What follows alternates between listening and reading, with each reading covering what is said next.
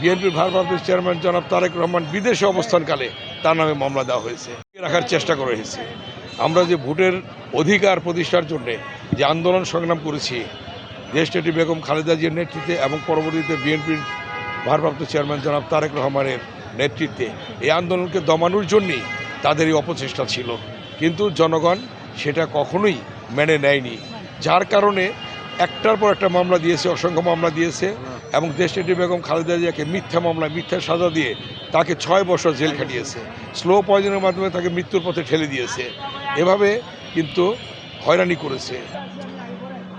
আমাদের বিরুদ্ধে আমরা যারা রাজনীতি করি, আমাদের বিরুদ্ধে যত মামলা দেওয়া হয়েছে সবই বাজে মামলা, মানে মিথ্যা মামলা। আমি আশা করেছিলাম যে সরকার যেদিন পরিবর্তন হলো, নতুন সরকার একটা অর্ডারের মাধ্যমে সকল মামলা প্রত্যাহার করে নিতে পারত, কিন্তু কেন করে নাই এটা আমার কাছে প্রশ্নবোধক। কত যুগ ধরে আমাদের এখানে আসতে হবে এটা আল্লাহ বলতে পারবে, আমরা তো বলতে পারবো না। মামলা আরও অনেক আছে। এই এখনই আমার সাহেব একটা কোর্ট থেকে হাজিরা দিয়ে আসছে, আমাকে একটা কোর্টে যেতে হবে।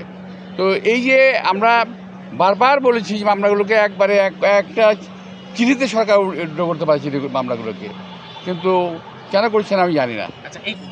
অতঃপর পুলিশ আমাদের বিরুদ্ধে ভুয়া কিছু মামলা দেয়। সেই মামলা 2013 সাল থেকে আজ পর্যন্ত, আজকেও 2025 চলছে। আমাদেরকে এই কোর্টে আসা যাওয়া করতে করতে সময় নষ্ট হয়েছে,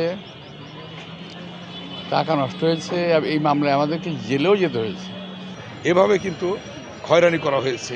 আজকে আপনারা জানেন এই গত 17 বছরে মিথ্যা মামলা দিয়ে আমাকে 11 বার জেলে যেতে হয়েছে। এমনিভাবে আজকে দেখেছেন আমাদের বিএনপির স্থায়ী কমিটির সদস্য জনাব মির্জা আব্বাস সহ আজকে আমরা খালাস পেয়েছি। এই মামলা মিথ্যা মামলা, সাজানো মামলা, হয়রানিমূলক মামলা। অতএব এই মামলা দিয়ে কখনো দাবিয়ে রাখা যাবে না। আর যে সকল মামলা আমাদের ছিল মিথ্যা মামলা, ইতিমধ্যে আমরা খালাস পেয়েছি। উনি ঢাকা সিটির সাবেক সফল মেয়র, সাবেক মন্ত্রী এবং সাবেক সংসদ সদস্য।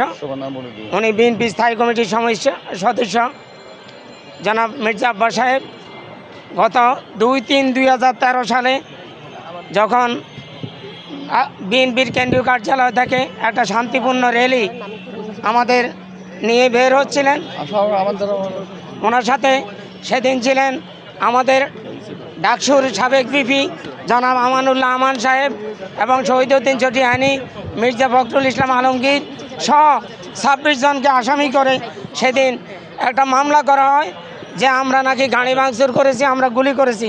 কিন্তু এজাহারে, আপনাদের কাছে এজাহারে কপি আছে, এজাহারে সুস্পষ্টভাবে বর্ণনা দেওয়া আছে। সেদিন পুলিশ আমাদের সাধারণ এই শান্তিপূর্ণ মিছিলের উপর টিয়ার সেল মেরেছে, রাবার বুলেট মেরেছে। আর সেই রাবার বুলেটের অংশবিশেষ সেদিন তারা অত্যন্ত পরিকল্পিতভাবে মির্জা আব্বাসকে দমাই রাখার জন্য আমানুল্লাহ আমান সহ বিএনপির কেন্দ্রীয় নেতৃবৃন্দ, শহীদউদ্দিন চটিয়ানি সহ এদের সবাইকে দমিয়ে রাখার জন্যই একটা মামলা করা হয়। আমাদের প্রতিটা নেতাকর্মীকে এইভাবে গত 17 বছর কষ্ট করতে হয়েছে। আজকে আমরা 241-এর এই ধারা মোতাবেক আদালতে দরখাস্ত দিয়েছি। আদালত মামলাটা পুঙ্খানুপুঙ্খানুভাবে পর্যালোচনা করে দেখেছেন মামলাটা মিথ্যা, বানোয়াট এবং উদ্দেশ্য প্রণোদিত। সেই সব আদালত ন্যায় বিচারের স্বার্থে ওনাদের সবাইকে অব্যাহতি দিয়েছেন।